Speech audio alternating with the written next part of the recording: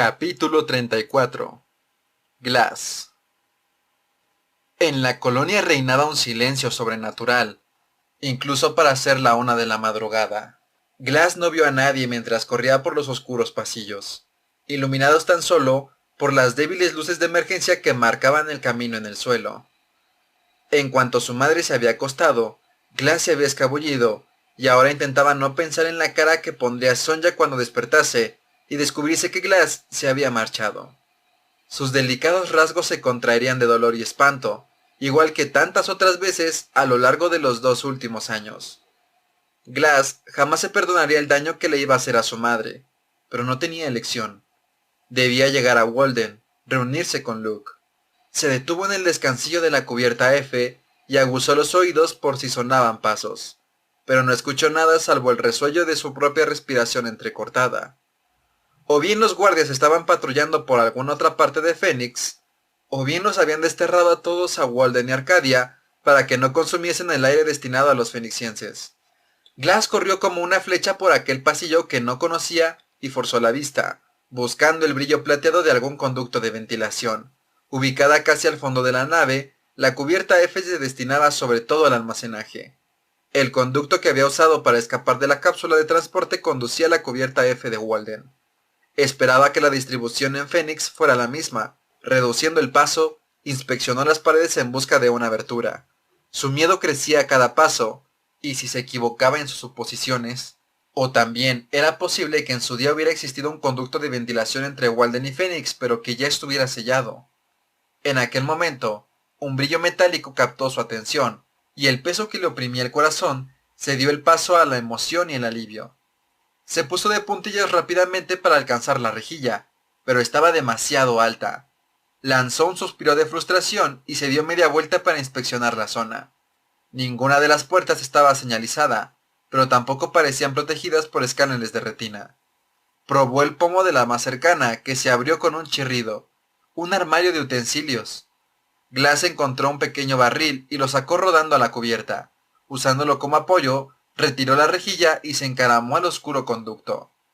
Dedicó un momento a recordar cómo se había sentido la última vez que se había arrastrado por un conducto de ventilación. La sensación de que las paredes de metal se cerraban sobre ella. Estremeciéndose, se palpó el bolsillo trasero. Por lo menos aquella vez había llevado una linterna. Apuntó la débil luz hacia adelante, pero no vio nada salvo el túnel, que se extendía hasta el infinito. Desembocaría en alguna parte, eso estaba claro. Solo rezaba para no quedarse sin aire antes de llegar allí. Si tenía que morir, quería hacerlo en los brazos de Luke. La escena que encontró en Walden no se parecía a la que ella esperaba. Las luces funcionaban con normalidad, y no vio a ningún guardia mientras se dirigía a casa de Luke. Por un momento, renació en ella la esperanza. A lo mejor su madre se había equivocado. Puede que el pánico que reinaba en Phoenix no fuera sino un malentendido. Pero al subir las escaleras, notó un extraño ahogo en el pecho, que aumentó cuando se detuvo a coger aliento. Podría haber atribuido el pulso acelerado a lo impaciente que estaba por ver a Luke, pero Glass sabía que no podía obviar la verdad. El oxígeno empezaba a escasear en Walden. Al doblar hacia la planta de Luke, se forzó a avanzar despacio, respirando con cuidado, inhalaciones superficiales que le garantizasen un pulso estable. Vio a muchos adultos pululando por el pasillo. Hablaban en voz baja mientras miraban preocupados a los niños desperdigados por el corredor, tan emocionados de seguir levantados a esas horas de la noche que apenas advertían la falta de aire. Glass quiso decirles a los padres que tranquilizasen a los niños para ahorrar oxígeno, pero el comentario solo habría servido para desatar el pánico. Y de todos modos, no podían hacer nada. Apenas tuvo tiempo de llamar a la puerta de Luke antes de que él la arrastrara al interior de su casa y la estrechara entre sus brazos. Durante unos instantes, ella fue solo consciente del calor de aquel cuerpo y de la fuerza de su abrazo. Luego, él se apartó y ella leyó sorpresa y preocupación en su semblante, más allá de la alegría de sus ojos. ¿Qué haces aquí?, le preguntó Luke mientras le acariciaba la mejilla con la mano, como si quisiera asegurarse de que Glass no era una alucinación. Echó un vistazo hasta la puerta cerrada y prosiguió bajando la voz. No es seguro. Lo sé, repuso ella en tono quedo, tomándole la mano. No sé cómo has llegado, pero tienes que marcharte, declaró Luke negando con la cabeza. Tienes más posibilidades de sobrevivir en Phoenix. No iré a ninguna parte sin ti. Suspirando, él la guió hasta el sofá y la hizo sentar en su regazo. Óyeme bien, le ordenó, enrollándose un rizo de Glass al dedo. Si los guardias nos pillan tratando de huir a Phoenix, me dispararán. Y luego seguramente te dispararán a ti también. Cerró los ojos e hizo una mueca de dolor. Es para eso para lo que nos han entrenado. Nunca nos lo han dicho claramente, pero todos teníamos la sensación de que algo terrible estaba a punto de pasar. Y hemos practicado una y otra vez lo que hay que hacer. Cuando volvió a mirarla, una expresión de fría furia desconocida en él inundaba sus ojos. Luke debió de darse cuenta de que había asustado a Glass, porque sus rasgos se suavizaron. Pero tú no tienes que preocuparte por eso, estarás bien. Y eso es lo único que importa. No, replicó ella, sorprendida de su propia vehemencia. No estaré bien. Luke frunció el ceño y abrió la boca para hablar, pero Glass lo interrumpió. Me moriré si sé que tú estás aquí solo. Me moriré, repitió desesperada, y luego jadeó por la falta de aire. Y si tengo que morir, quiero que sea aquí contigo. Shh, murmuró Luke acariciándole la cabeza. Vale, vale, sonrió con tristeza. Lo peor que podemos hacer es malgastar oxígeno discutiendo. ¿Tienes miedo? Le preguntó Glass tras unos instantes de silencio.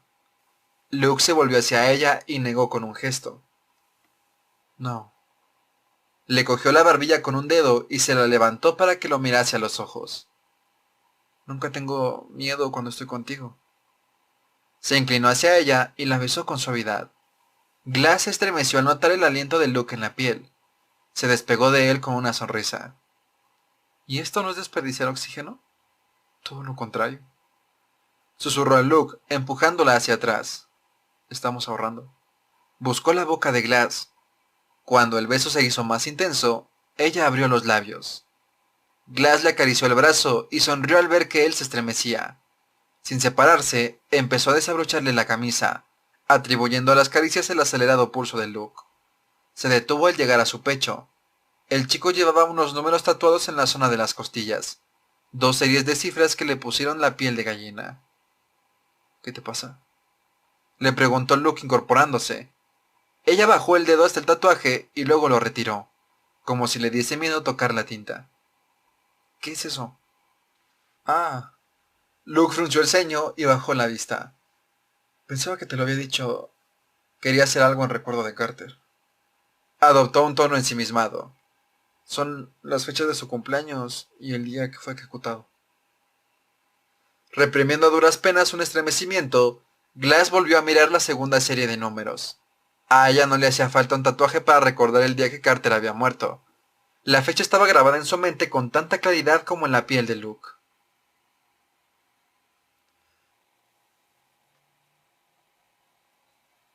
Abrazándose las rodillas, Glass gimió. Las sábanas del jergón no eran más que una maraña empapada de sudor. Se moría por beber algo, pero faltaban varias horas para que le trajeran la bandeja de la cena con la ración de agua nocturna. Recordó con remordimiento todos esos años que había vivido en la inopia, sin saber siquiera que toda la colonia salvo Phoenix tenía el agua racionada. Oyó una señal estridente, seguida de unos pasos. Con una mueca de dolor, Glass levantó la cabeza y vio una figura en el umbral. No era un guardia, era el canciller. Se sentó con esfuerzo y se apartó un mechón húmedo de la cara. Mirando los ojos del hombre que había ordenado su arresto, se preparó para que la hirviera la sangre, pero lo que vio entre una nube de malestar y cansancio no fue el rostro del jefe del consejo, sino la cara del padre de su mejor amigo, que la miraba preocupado. Hola, Glass. El canciller señaló los pies de la cama. ¿Puedo? Ella asintió con desgana. El canciller se sentó con un suspiro. Siento mucho lo que ha pasado.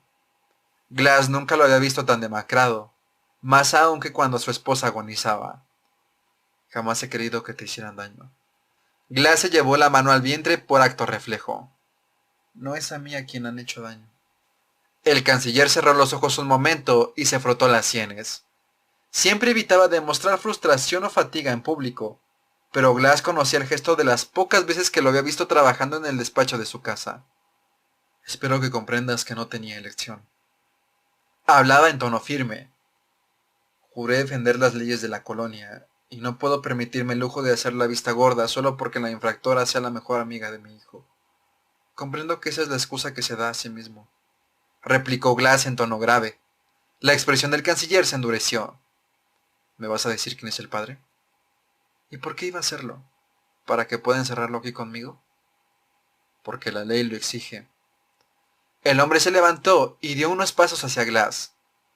Porque no es justo que el padre se libre del castigo.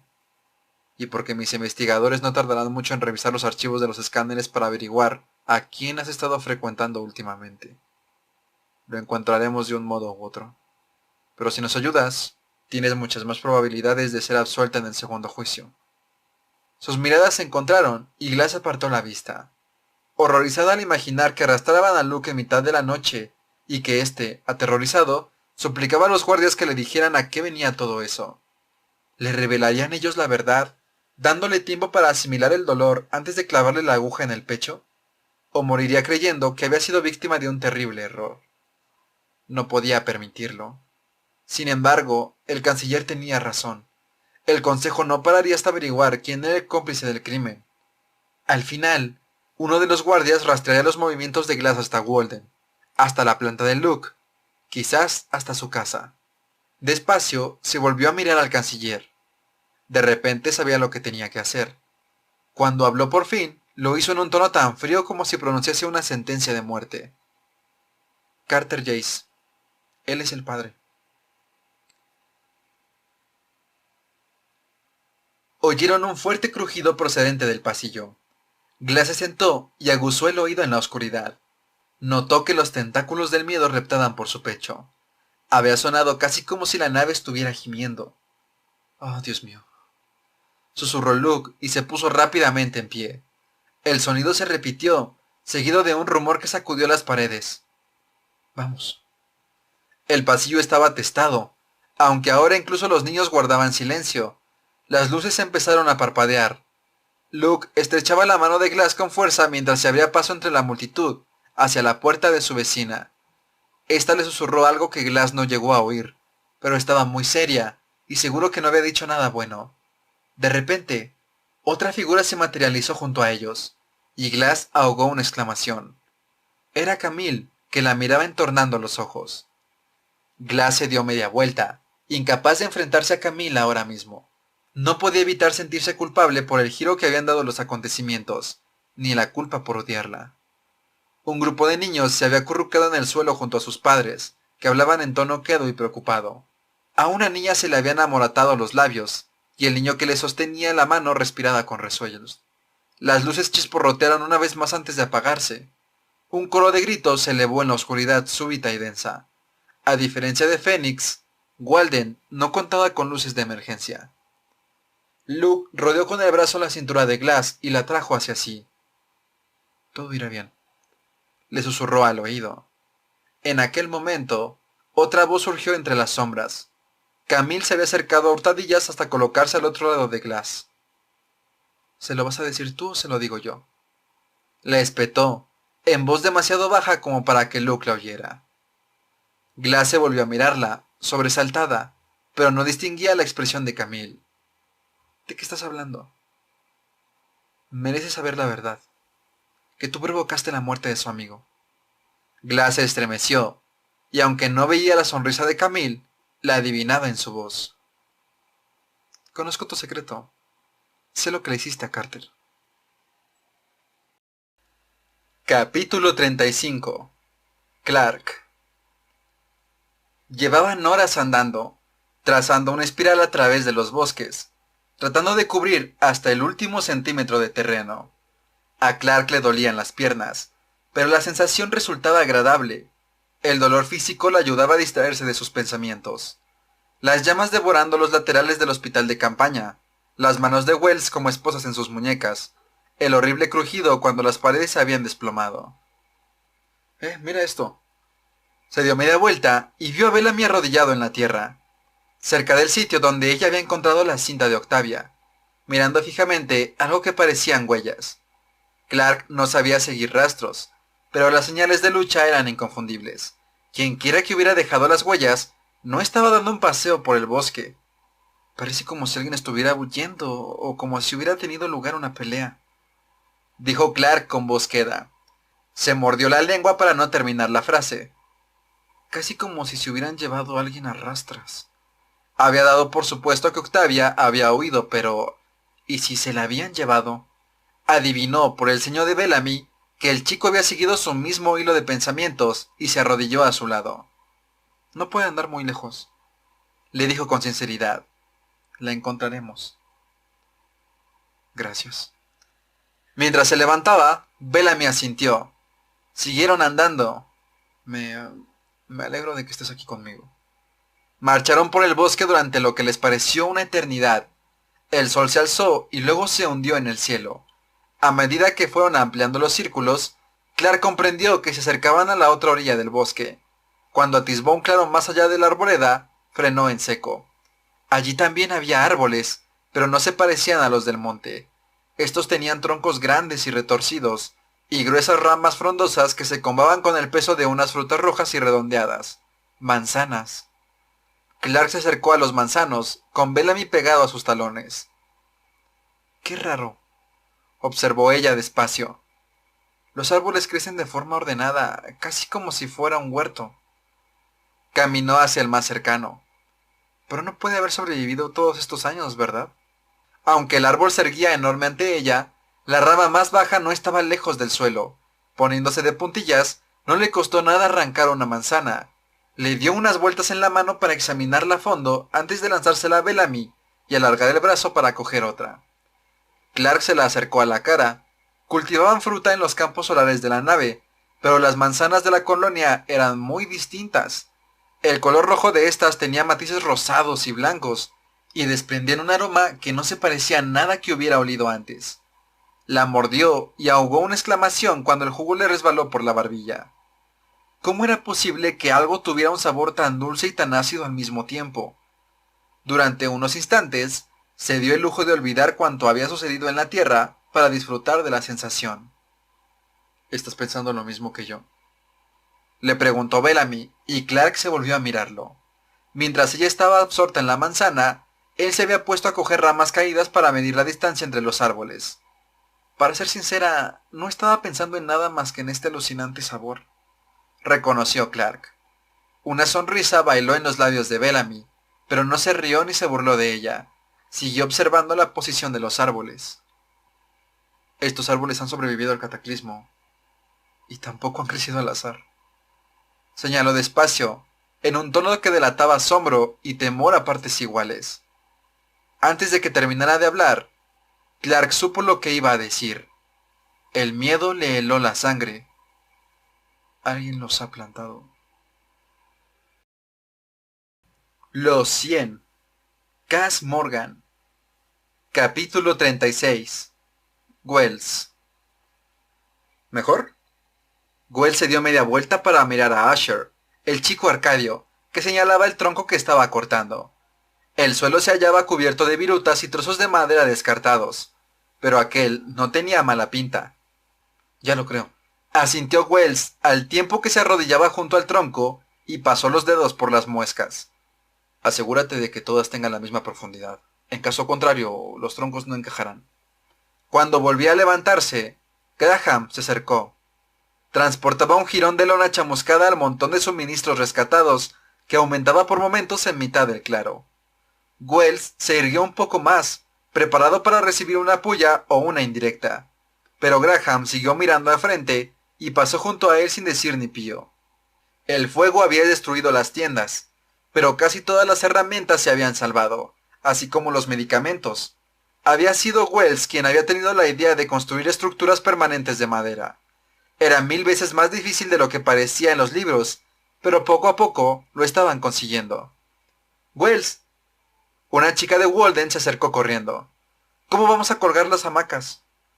«Elisa dice que hay que atarlas a las vigas del techo, pero no estarán listas hasta dentro de varios días, ¿verdad? Se me ha ocurrido...» «Enseguida vuelvo, ¿vale?», le interrumpió Wells. La chica la miró como si se sintiera ofendida. «Estoy seguro de que Elisa y tú estáis haciendo un buen trabajo», añadió, esbozando apenas una sonrisa. «No tardo nada». Ella asintió y se alejó a toda prisa, evitando al pasar un montón de varillas que aún parecían al rojo vivo. Wells miró por encima del hombro y echó a andar hacia el lindero del bosque. Necesitaba quedarse un momento a solas para poder pensar.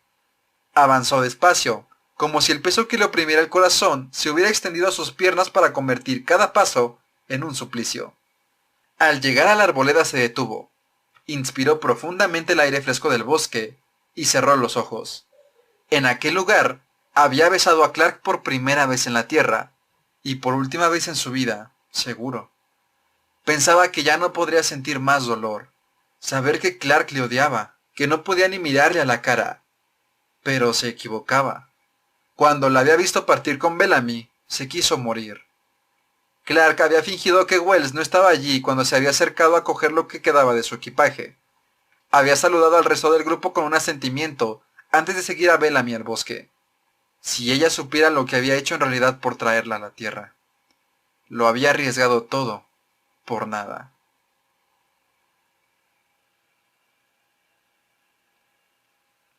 Los guardias casi no miraron a Wells cuando el chico alzó los ojos hacia el escáner de retina y cruzó las puertas.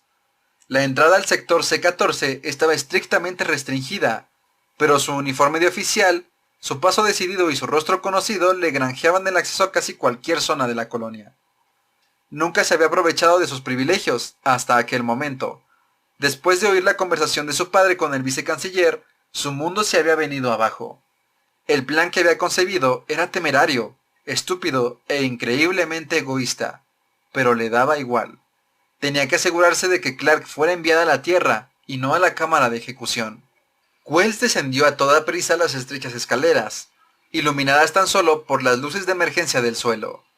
No había razón para que alguien bajase a la esclusa de aire salvo por una inspección de rutina. Y Wells ya había pirateado los archivos de mantenimiento para comprobar los horarios. Estaría completamente solo. La esclusa de aire C-14 formaba parte del diseño original de la nave, y pese a los esfuerzos de los ingenieros por mantenerla en condiciones, después de 300 años sometida a las temperaturas extremas y a los rayos UV del espacio, había empezado a deteriorarse. El borde se había llenado de minúsculas grietas, y se advertían parches brillantes allí donde se las habían reparado. Wells sacó los alicates que llevaba escondido en la cintura del pantalón. Todo irá bien, se dijo, aunque le temblaban los brazos. En cualquier caso, los evacuarían a todos muy pronto. Él solo iba a acelerar el proceso. Sin embargo, muy en el fondo sabía que no había cápsulas de transporte para todos, y no tenía ni idea de lo que pasaría cuando llegara el momento de usarlas. Pero aquello era problema de su padre, no suyo. Se agachó y empezó a hurgar el borde de la deteriorada esclusa. Se encogió asustado cuando oyó un leve soplido. Enseguida se dio media vuelta y echó a correr hacia las escaleras, haciendo esfuerzos por ahuyentar el horror que le estrujaba el estómago. No quería ni pensar en lo que acababa de hacer, pero mientras volaba escaleras arriba, se dijo que había hecho lo que debía.